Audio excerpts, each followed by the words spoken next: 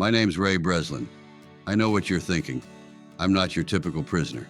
But trust me, I've spent my entire career breaking out of the most secure prisons around the world. Not as a criminal, but as a professional. You see, I've spent years studying every detail of prisons across the globe, understanding how they work, what keeps them secure, and more importantly, how to break out of them. It's not a glamorous job, but it's what I do, and I'm good at it. It all started with one rule. Every system has a weakness, and every prison has a way out. Right now, I'm in a federal prison in Colorado.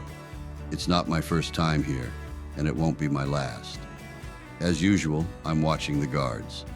They move like clockwork, their routine predictable, but that's what I rely on. The guards think they have me, but I'm always 2 steps ahead. I'm not here for any personal reasons. This is just another job, another prison to test, another security system to crack. I take a page from my Bible, burn it with a match, and use the ashes to mark the wall, a little ritual I've developed over time. It helps me focus, helps me think. I have to blend in. To get in, you have to disappear into the routine. My cellmate tells me that another prisoner plans to attack me tomorrow in the yard. I don't wait for it to happen. The next day, when the time comes, I strike first. I take down 2 guys quickly, efficiently, like I've done 100 times before. They never saw it coming. I leave them injured, and the guards rush in to grab me, throwing me into solitary confinement. In solitary, I keep my Bible, but I'm not here to read. I'm here to study.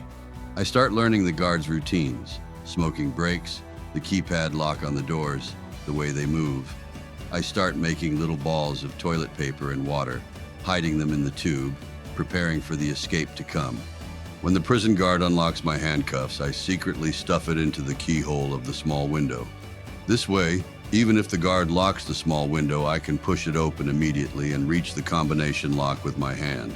One day, I ask a guard for the time, something small, but it helps me keep track of everything. I'm always counting, always calculating. As for the password, that's not a problem for me at all. The milk carton in my eyes is the key to prison break. First, I step on the milk carton to flatten it, then unfold the box. It has a thin layer of wax film. I peel off this layer, wash it clean, and when the guard isn't paying attention, I quietly stick it on the combination lock of the cell door. This way, when the guard enters the password, his fingers will leave fingerprints on the 4 keys. I then peel off the thin film, identify the 4 keys, and can calculate 24 possible combinations. After a few minutes of testing, I successfully opened the cell door. Next, I rewound the surveillance footage to create the illusion that I was still in my cell, buying myself more escape time. Using the ventilation ducts, I successfully reached the fire station. Then, I changed clothes and disguised myself as a firefighter. Now, it was time for my teammate to make her entrance. She deliberately created an explosion in the parking lot next to the prison to draw out the fire department. The whole place erupts into chaos.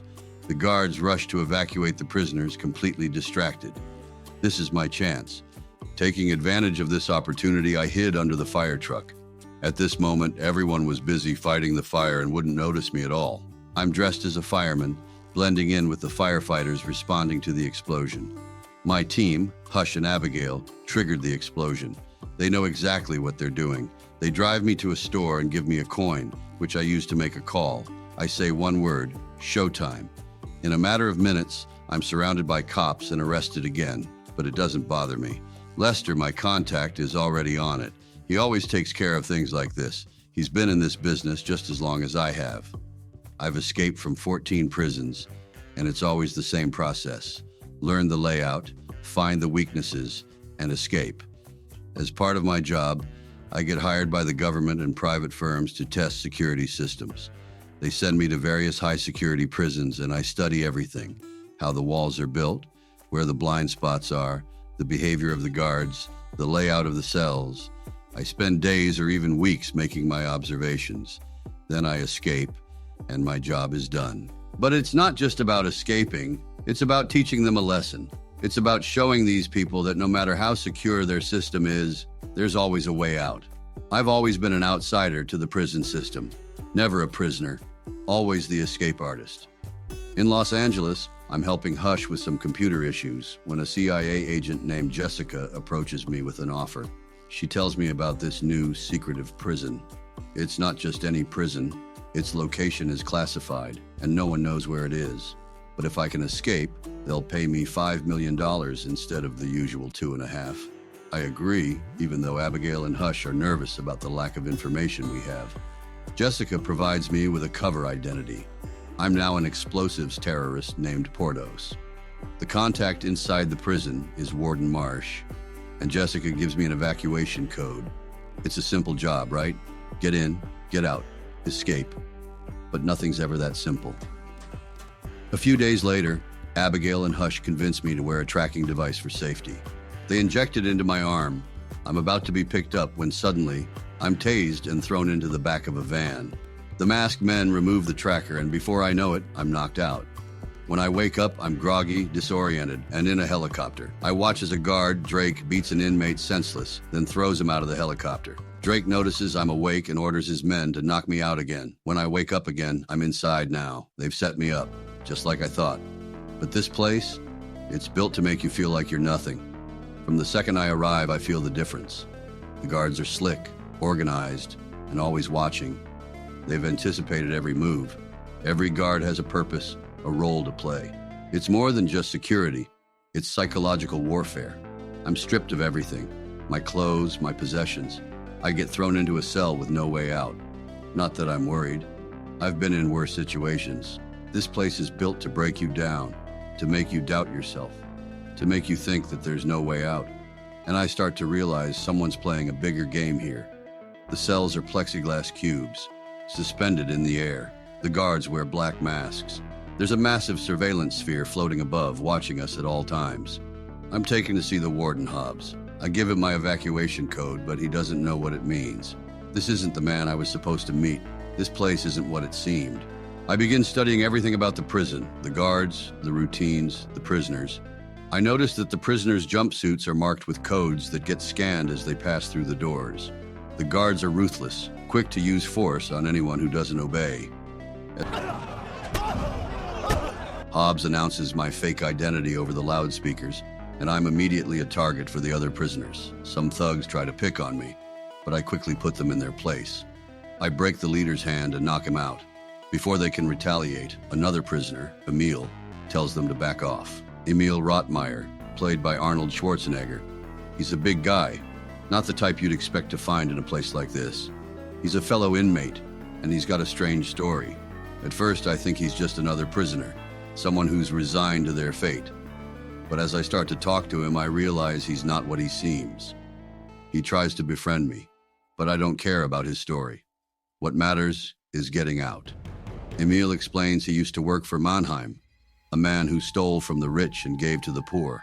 Mannheim is a wanted criminal, but Emil won't talk. Emil has been in this system longer than I have, and he knows things. He's got a plan. And while I'm still figuring out my next move, Emil seems to know exactly how this place operates. He's been here for a reason, and he's been gathering intel. He's someone I could trust. Together, we start figuring out how to break the system. We make a deal. He helps me, and I help him. But things aren't as simple as they seem. There's a lot more going on here than just breaking out. I continue studying the layout of the prison, observing the behavior of the guards and inmates.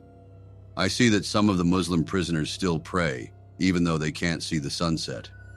Emil points out that he is the one to go to for favors.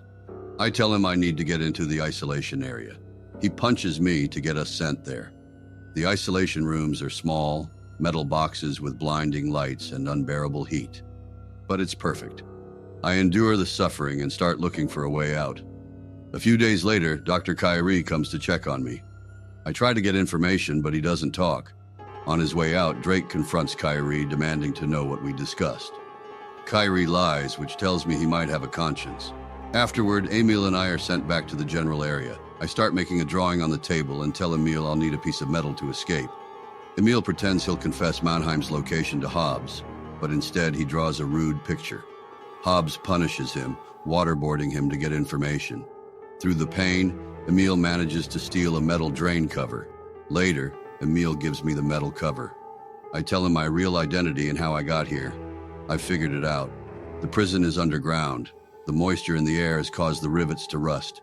If I apply toothpaste and heat, I can snap the rivets. But first, we need to go back to isolation.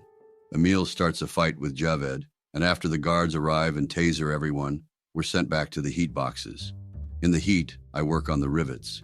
It's slow, painful work, and my hands start bleeding. Whenever I make too much noise, Emil distracts the guards by yelling in pain.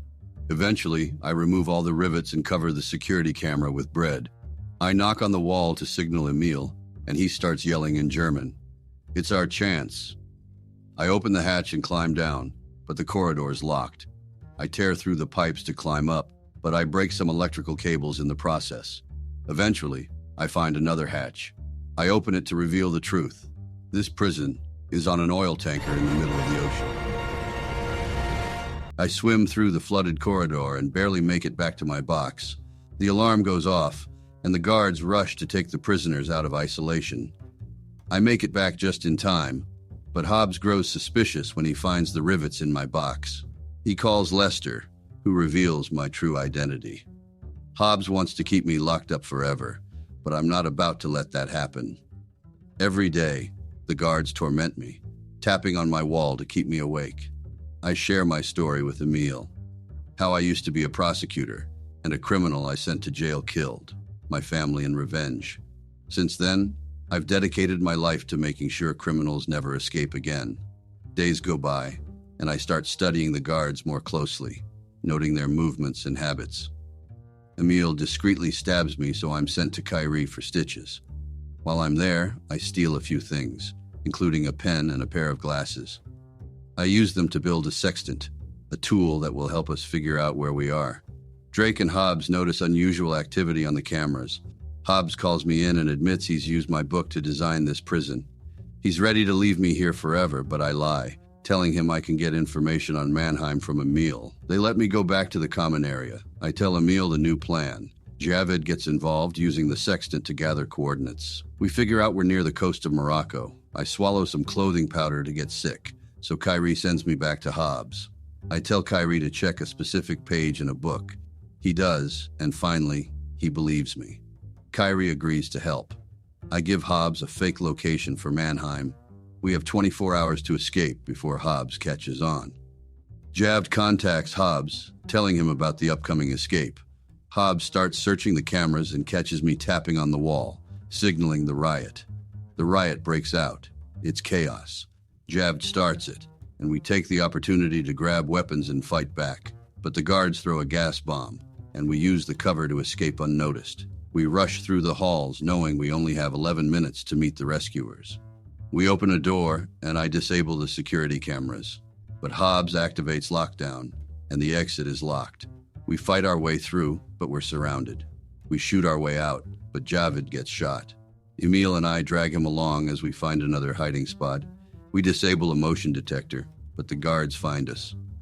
I head to the engine room to turn off the power, leaving Emil and Javed behind. Javed sacrifices himself to buy us time. He holds off the guards, but he's killed. In the engine room, Drake goes after me, but I manage to surprise him, and we fight. I finally kill him and shut off the power. The doors open. Emil makes it to the helicopter, but the guards are still coming. I'm trapped in a water tank, but I use the opportunity to escape. Emil pulls me to safety, and we fight back. I shoot oil tanks, causing an explosion that kills Hobbs. Hours later, we are on a beach in Morocco, and Jessica picks us up. Emil is Mannheim, and Jessica is his daughter. She hired me to get him out. She also confirms Lester betrayed her. Later, I reunite with Abigail, who has information on Lester. Lester's trying to escape, but Hush is waiting for him. He knocks Lester out, and when Lester wakes up, he's inside a box on a ship in the middle of the ocean. So, yeah, I'm Ray Breslin, and I'm always watching, always planning, always one step ahead. Escape Plan is more than just an action-packed thriller. It explores the importance of strategy, preparation, and intellect in overcoming seemingly insurmountable challenges. Ray Breslin's success isn't based on brute force, but on his ability to understand the system and exploit its weaknesses, highlighting that planning and intelligence are crucial in breaking free from any form of captivity. The film also addresses the corruption of power, as seen in Warden Hobbs and the oppressive prison system. It questions the morality of controlling others in such a dehumanizing way, emphasizing that systems designed to trap people must be exposed and dismantled. At its core, the story is about trust and loyalty. Ray and Emil form an unexpected bond, proving that collaboration and mutual respect are vital for survival. Ray's personal trauma, his guilt over a criminal escape that led to the death of his family, drives him throughout the film. His journey shows that while our past may shape us, it doesn't define us, and redemption comes from facing and overcoming past mistakes. The movie also challenges the idea of inescapable systems, demonstrating that human ingenuity and determination can always find a way out. Finally, the film explores the consequences of betrayal. Lester's manipulation of Ray and Jessica shows the destructive impact of selfishness and deceit. Ultimately, Escape Plan is a reminder that no system is truly unbreakable, that redemption is possible, and that the choices we make and the relationships we form shape our destiny.